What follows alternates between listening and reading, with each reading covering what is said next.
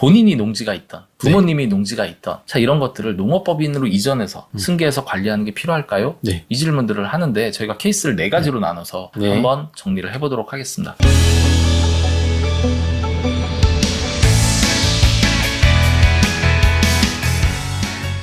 문제를 남겨주시면 답은 저희가 찾겠습니다.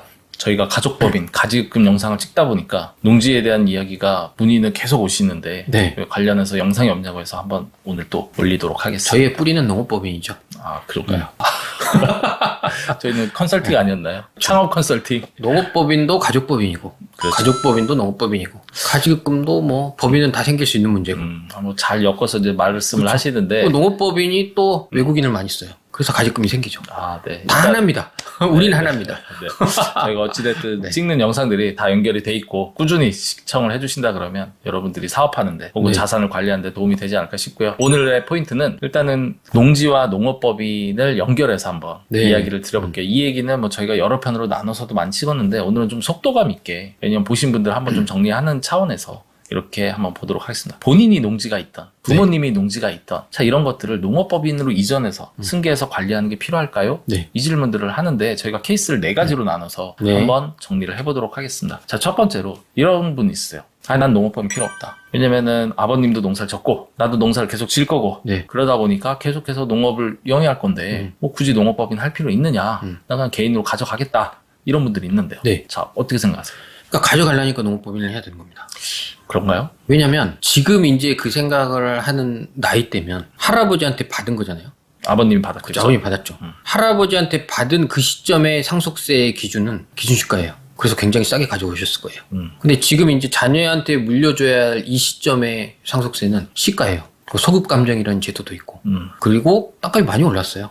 그렇죠. 많이 올랐어요. 그래서 뭐 이것도 바뀌어야 되는 거긴 하지만 자경 감면 1억. 예전에는 1억이면 굉장히 컸죠. 그렇죠. 지금 1억은 뭐 금방금방 넘어갑니다. 그렇기 때문에 그때를 생각하시면 그때 아버님한테 쉽게 받았던 게 지금 넘겨줄 때는 거의 절반 이상이 세금으로 나갈 거라고 예상하시면 됩니다. 그렇죠. 그러니까 뭐냐면 아버지가 예전에 받으실 때 나 세금 없이 왔어 했는데 사실은 요즘은 세태가 바뀌었고 그렇죠. 세금 정책도 많이 바뀌다 보니까 시가평가 즉 그러다 보면은 공시가로 해가지고는 세금이 없을 수 있지만 네. 시세는 막 2배, 3배 그 이상 차이가 나거든요. 그러면은 그 부분을 좀 준비해야 된다라는 건데 저는 또 이제 이런 경우도 있어요. 나는 열심히 농사를 지려고 해요. 그리고 짓고 있어요. 그런데 지역이 개발이 되고 발전을 하면서 수용이 되는 거죠. 그렇죠. 계속 넓어지니까. 그렇죠. 그러다 보니까 보상을 받고 싶지 않아도 받아야 돼. 네. 좋은 수도 있겠지만 보상을 받다 보면 결국엔 그건 양도거든요.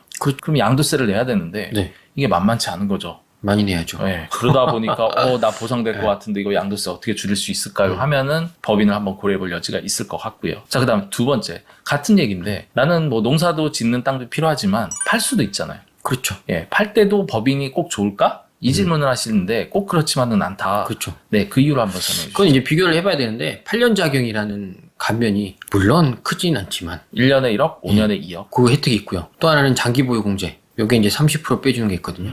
그래서 그 두 가지 혜택을 다 볼 수 있는 땅이다. 그러면 개인이 나을지 법인세로 내는 게 나을지는 고려를 한번 해봐야 되긴 합니다. 그렇죠. 법인 같은 경우는 지금 8년장 감면도 적용이 안 되는 거고 장기보유 공제도 안 되는 거죠. 없죠. 단지 세율적으로 개인의 양도소득세율보다 법인세율로 하다 보니까 뭐 때에 따라서는 절반 이하로 주는데 이거는 본인의 이제 양도 차익이 어느 정도 되는지를 보셔가지고 전환 여부를 판단해야 될 것 네. 같고요. 자, 세 번째로는 농지는 이제 그만. 난 이걸 개발을 해가지고 건물을 올려서 임대업을 하겠다. 아니면은 뭐 여기다가 어떤 가공시설을 지어가지고 다른 업을 하겠다든지 즉 더 이상 농지 상태가 아닌 개발 행위를 하겠다 그러면 법인을 고려해야 될까? 어떻게 생각하세요? 그건 해야죠. 아니 왜냐면 개발이 이제 임대소득이 나올 거 아닙니까? 그렇죠. 뭔가를 짓는다고 하면 그리고 또 땅값도 오를 거잖아요. 그렇죠. 그리고 이제 사실 이건 농업법인이 필요 없어요. 개발이 된다 그러면 저번에 또 저 영상에서 찍으셨지만 개발행위 허가 받고 뭐 이런 식으로 해서 일반 법인이 인수할 수 있잖아요. 그렇죠. 그러면 당연히 그 개발에 대한 이익과 땅값 상승에 대한 부분은 법인이 얻는 게 오히려 낫지 않을까.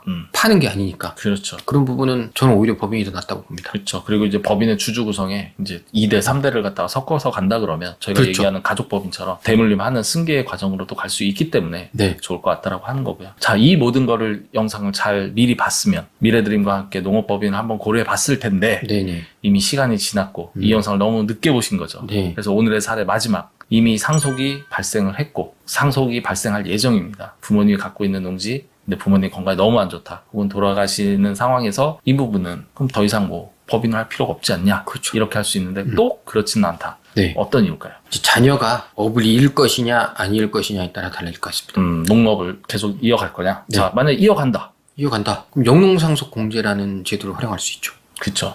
예, 이제 한 30억까지 공제를 받고 넘겨줄 수 있는 거고. 가업승계를 하니까 세금을 농지를 갖다가 세금 내지 말고 세금 그렇죠. 감면을 해주겠다. 30억까지는 이게 이제 영농상속 공제고. 근데 만약에 농업을 안 하겠다. 그러면 그럼 이제 어떻게 해요? 팔든지 팔든가. 뭐 개발하든지 뭐 액션을 취하겠죠. 근데 이제 상속이라는 이슈가 발생했잖아요. 네. 그럼 이때가 기회이기도 합니다. 그러니까 돌아가신 게 안타깝지만 그게 기회하는 게 아니고 어쨌든 상속세는 낼 거잖아요. 취득세도 내면서 취득을 해왔겠죠. 네. 상속인들이. 상속인들이 상속세를 냈어요. 그러면 이 취득가가 있기 때문에 법인을 설립해서 넘기기에는 양도세 없이 바로 넘길 수 있는 거예요. 아, 그쵸. 네. 상속세 취득가가 같고. 같기 때문에. 그러면 넘겨서 이제부터는 법인으로 운영하다가 진짜 농사 안 지으면 이제 농업법인 그 아까 말한 것처럼 개발행위 허가 받고 용도 변경하면서 일반 법인으로 전환한다든지. 농업법인을 일반 법인으로 바꾸셔야죠.